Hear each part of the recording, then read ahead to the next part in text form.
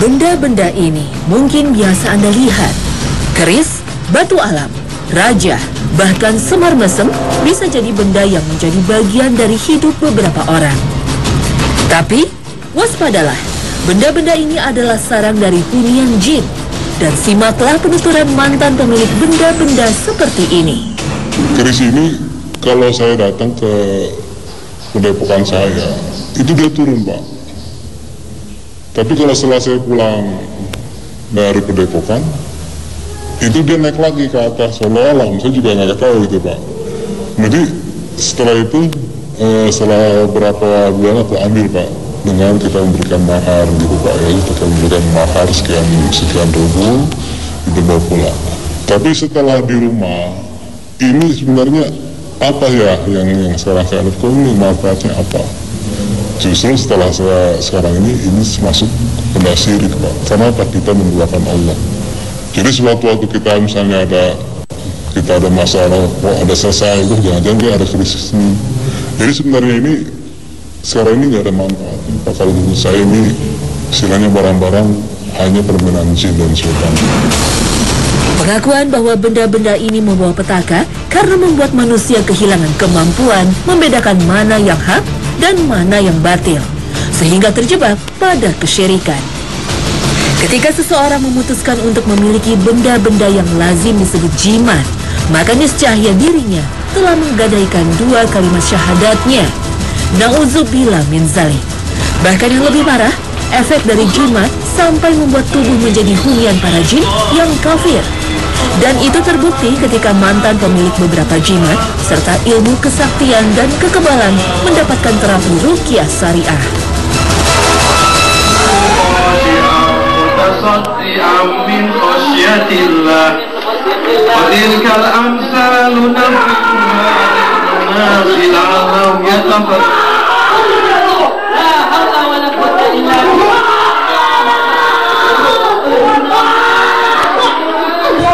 Dampak jimat ternyata membuat tubuh menjadi sandera bangsa jin.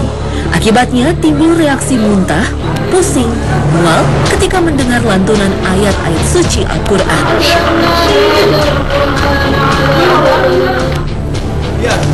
Jimat ternyata tidak hanya membuat sakit dan menyiksa pemiliknya.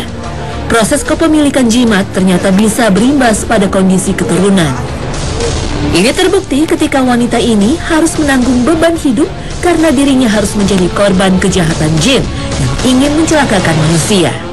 Padahal wanita ini bukanlah pemilik jimat. Kemungkinan besar jin bersarang di tubuhnya karena ia adalah keturunan dari pemilik jimat dan ilmu kebal. Celakanya jin yang bersarang di tubuhnya membuatnya kehilangan kesadaran untuk mengontrol diri, termasuk kontrol dalam pengendalian nafsu seksual. Pertama, kalau ada yang ngajak menikah, rasa takut untuk menikah. Terus hasratnya tinggi. Itu yang tahu kenapa dia suka sama saya.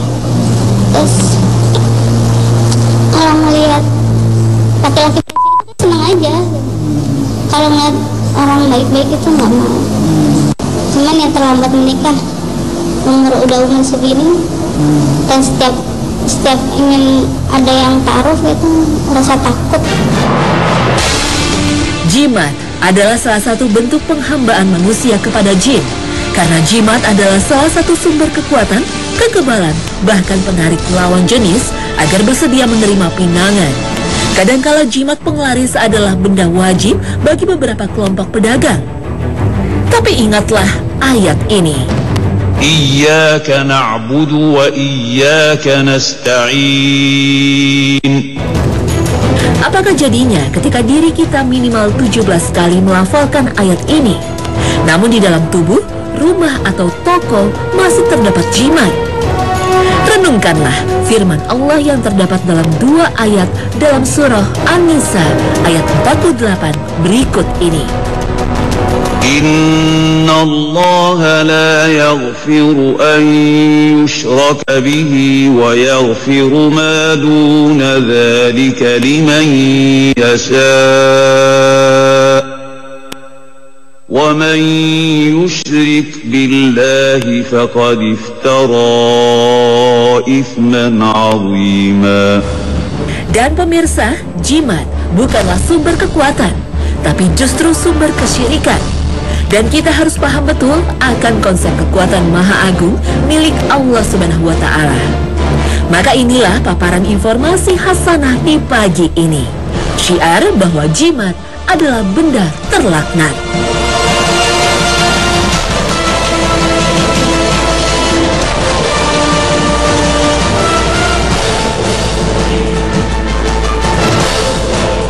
Assalamualaikum warahmatullahi wabarakatuh. Selamat pagi pemirsa Trans 7, Hasanah Ensiklopedi Islam Dunia. Pagi ini kembali hadir ke hadapan Anda untuk berbagi pengetahuan dan saling menasehati dalam kebajikan. Dalam menghadapi permasalahan hidup sehari-hari, manusia cenderung mencari jalan pintas untuk solusinya. Minta bantuan jin adalah salah satunya. Permohonan bantuan ini biasanya dilakukan melalui dukun, paranormal, tukang ramal, dan yang sejenisnya. Bagaimanakah hakikatnya hukum minta tolong kepada jin? Kerjasama manusia dengan jin, mau sebaik apapun, sebaiknya jangan dilakukan. Apalagi bila tujuan untuk itu mencelakai seseorang, menyakiti, menganiaya, mencuri harta orang lain, dan menakut-nakuti orang. Maka kerjasama seperti ini jelas dilarang. Satu hal lagi yang perlu diperhatikan dalam kerjasama dengan jin adalah apakah dalam kerjasama tersebut ada syarat-syarat tertentu yang harus dipenuhi? Ada tumbal yang harus dibayar? Apakah syaratnya harus meninggalkan sholat? Atau membaca mantra-mantra tertentu yang mengandung kemusyrikan? Jika tumbal dan syarat tersebut mengandung dosa, maka apapun bentuk kerjasamanya menjadi haram. Sedangkan apabila syaratnya mengandung kemusyrikan, maka waspadalah. Ini bisa menyebabkan seseorang keluar dari agama Islam. Baik jin ataupun manusia yang terlibat persekongkolan jahat akan semakin jauh dari jalan Allah yang benar. Dan bahwasannya ada beberapa orang laki-laki di antara manusia meminta perlindungan kepada beberapa laki-laki di antara jin, maka jin-jin itu menambah bagi mereka dosa dan kesalahan. Al-Quran Surah Al-Jin ayat 6. Melihat praktek yang jamak terjadi, persekongkolan yang terjadi antara jin dan manusia cenderung kepada kejahatan dan banyak mengandung unsur kemusyrikan. Maka demi menyelamatkan akidah dan keyakinan kita, lebih baik bagi seorang muslim untuk tidak bekerja sama dengan jin. Jimat menjadi media yang paling sering digunakan untuk meminta bantuan jin.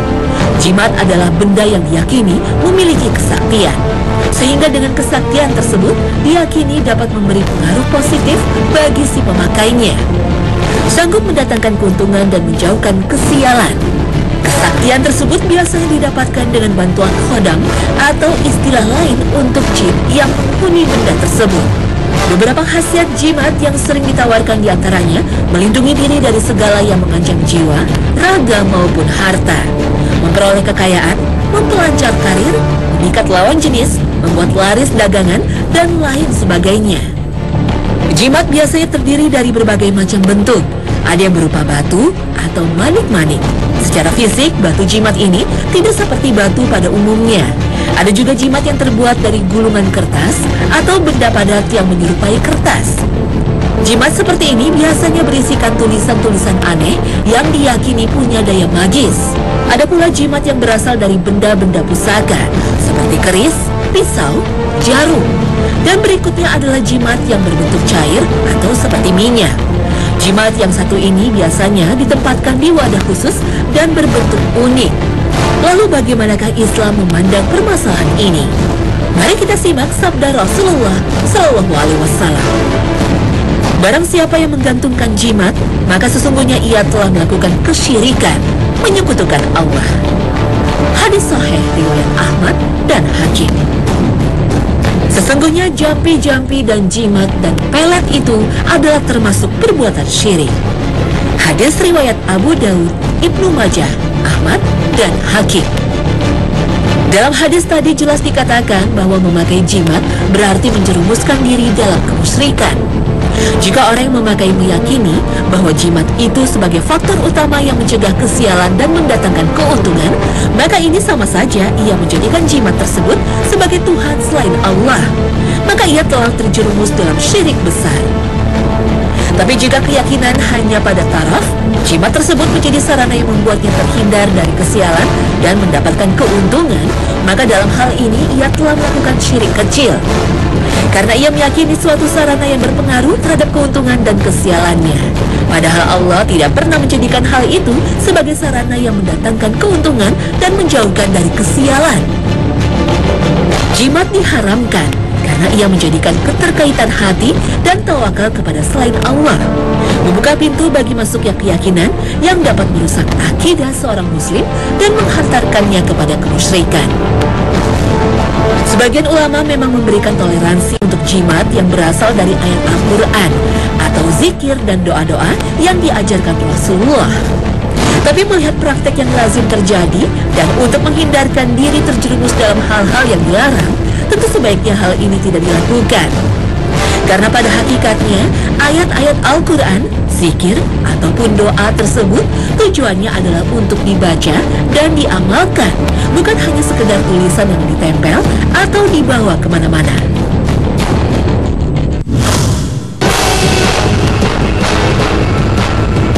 Mengupas tentang jimat tentu akan mengupas tentang penampakan makhluk gaib. Jimat dan penampakan memang mempunyai kedekatan pada level tertentu, terutama bagi mereka yang percaya sekali akan kekuatan khusus dari jimat yang dipakainya. Sejatinya makhluk gaib ini adalah jin, dan bagi umat muslim yang taat pada jimat, bahkan menggunakannya sebagai alat bantu kesuksesan hidup, maka hukumnya jelas haram, syirik namanya. Masyarakat Indonesia sendiri mengenal berbagai macam jenis jin. Jika dikumpulkan, jenisnya mungkin bisa mencapai puluhan, bahkan ratusan. Sebut saja beberapa yang terkenal diantaranya ada pocong, kuntilanak, genderuwo, tuyul, dan lain sebagainya. Menurut ajaran Islam, di luar alam nyata yang dihuni manusia, ada satu jenis makhluk lagi yang mendiami bumi ini. Makhluk ini mempunyai tugas yang sama seperti manusia, yaitu beribadah kepada Allah. Makhluk inilah yang disebut dengan jin. Artinya, jin dan manusia mempunyai tugas yang sama, yaitu beribadah kepada Allah. Keyakinan terhadap alam gaib merupakan salah satu pilar keimanan. Kitab Al-Quran ini tidak ada keraguan padanya, petunjuk bagi mereka yang bertakwa, yaitu mereka yang beriman kepada yang gaib, yang mendirikan sholat, dan menafkahkan sebagian rezeki yang kami anugerahkan kepada mereka. Al-Quran Surah Al-Baqarah ayat 2 dan 3. Dengan keterbatasan dan kelemahan panca indera manusia, tidak mungkin baginya untuk menjangkau alam gaib. Oleh sebab itu, segala informasi tentang alam gaib haruslah berasal dari referensi yang tidak diragukan keabsahannya. Dan informasi yang valid itu hanya bisa didapatkan melalui keterangan yang disampaikan oleh Allah dan Rasul-Nya lewat Al-Quran dan hadis Nabi.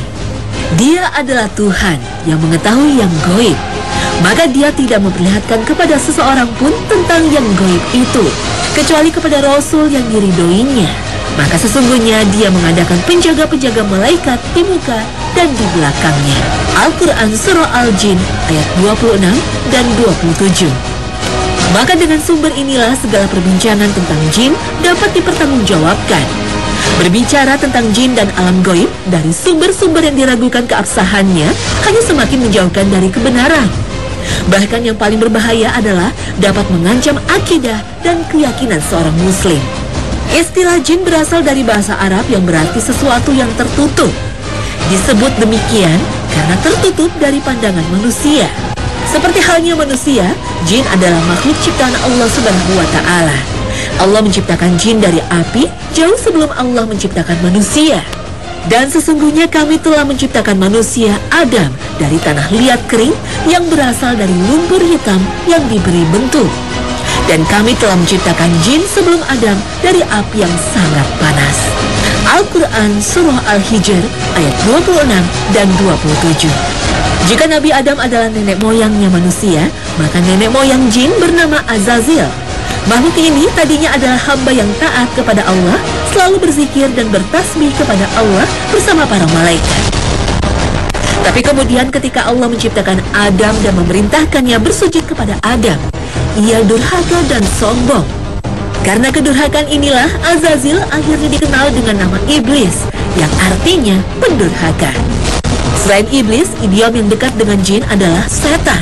Sebetulnya penyebutan setan lebih berkonotasi kepada sifat, yaitu sifat jahat atau menghasut kepada kejahatan dan kedurhakaan kepada Allah.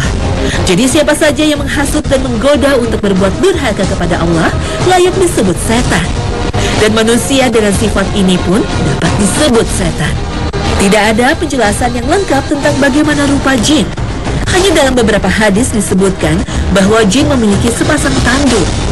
Perlu diketahui bahwa tidak mungkin bagi manusia melihat jin dalam wujud aslinya.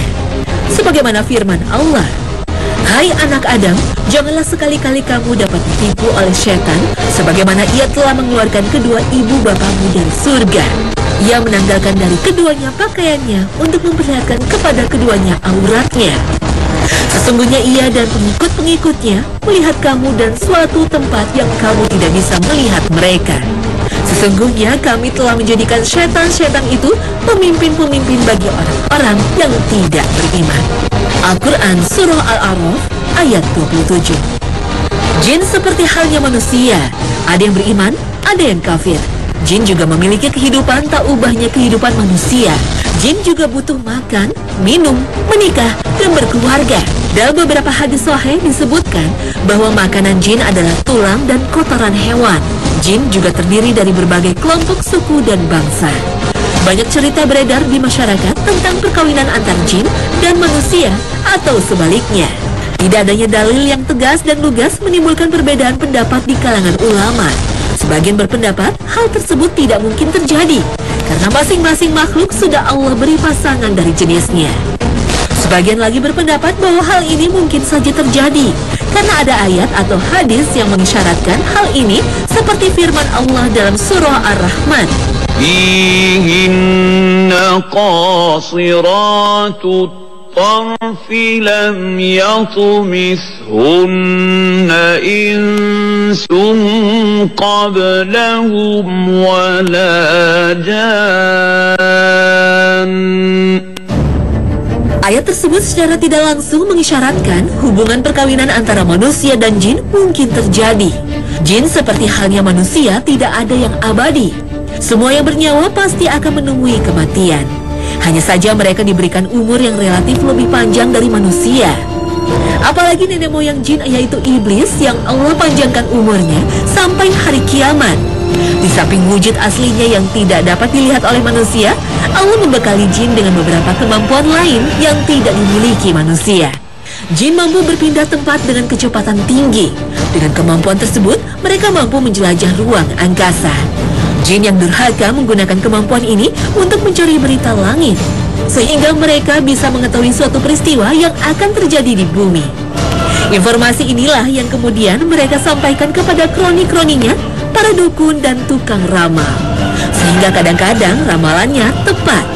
Tapi semenjak Nabi Muhammad SAW diangkat menjadi Rasul, penjagaan pintu-pintu langit diperketat. Jin tidak leluasa lagi mencuri.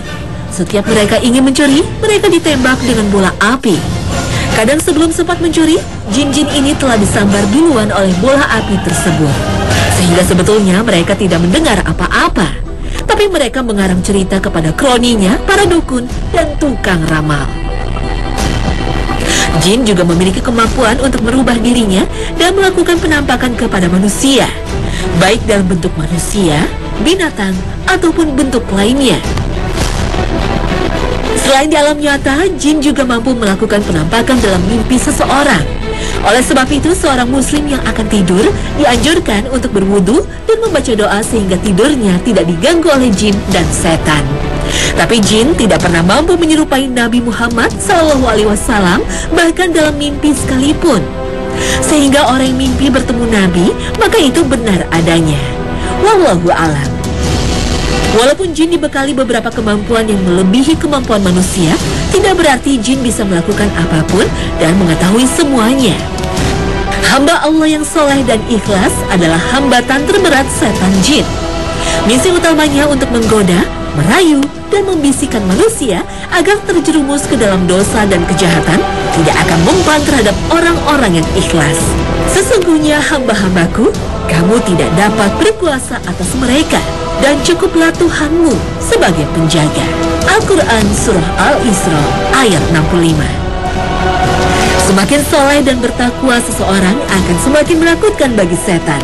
Salah seorang yang sangat ditakuti setan adalah sahabat Nabi Umar bin Khattab. Meskipun jin makhluk gaib, bukan berarti jin tahu segala hal yang gaib. Cara jin mendapatkan informasi sebetulnya tidak jauh beda dengan manusia. Jin bisa tahu masa lalu dengan bertanya kepada rekannya sesama jin, atau ia sendiri yang bisa tahu karena bisa jadi ia telah hidup dari ratusan tahun. Dan untuk mengetahui kejadian di tempat lain pada waktu yang sama dengan kecepatan yang dimilikinya, sangat memungkinkan dalam hitungan detik ia bisa menyampaikan informasi dari tempat yang jauh, atau bisa saja dengan menghubungi rekannya sesama jin yang berada di tempat tersebut.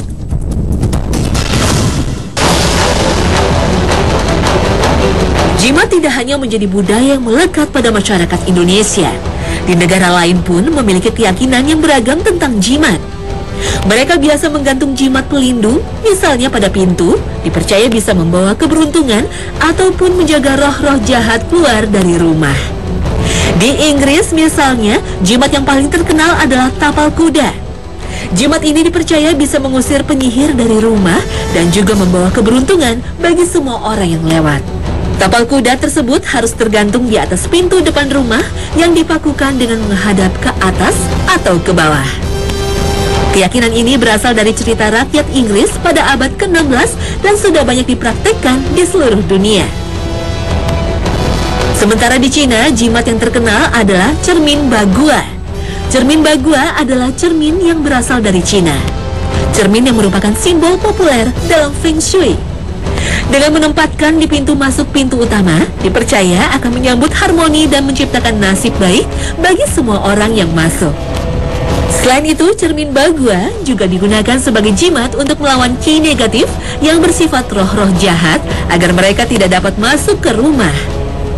Jimat yang lain adalah mezuzah. Menurut kepercayaan Kabalah atau mistisisme Yahudi, mezuzah diyakini bisa menangkal roh jahat yang ingin masuk ke dalam rumah, dan mereka yang memasang benda itu akan melindungi sepanjang waktu. Mezuzah adalah sepotong perkamen yang mengandung ayat-ayat doa yang ditulis dalam bahasa Ibrani. Mezuzah ini digulung dan dilekatkan ke kusen pintu dengan posisi diagonal. Dan kalau ini disebut Hamzah atau tangan Fatimah. Sebuah jimat berbentuk kelapa dengan simbol mata di tengah. Dalam bahasa Arab, benda ini diyakini untuk mengusir mata jahat. Hamzah biasanya digantung di pintu atau dinding dan sebagian besar digunakan sebagai daya tarik untuk kalung.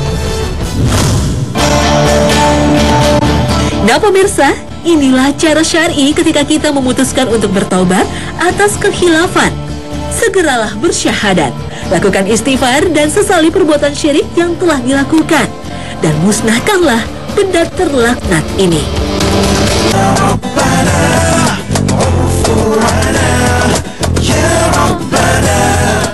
Pemirsa Hasanah, semoga tayangan ini bisa menjadi pedoman kita dalam mengimani dunia gaib, sehingga kita tidak tersesat ataupun disesatkan.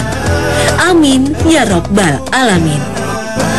Terima kasih atas perhatian Anda, dan wassalamualaikum warahmatullahi wabarakatuh.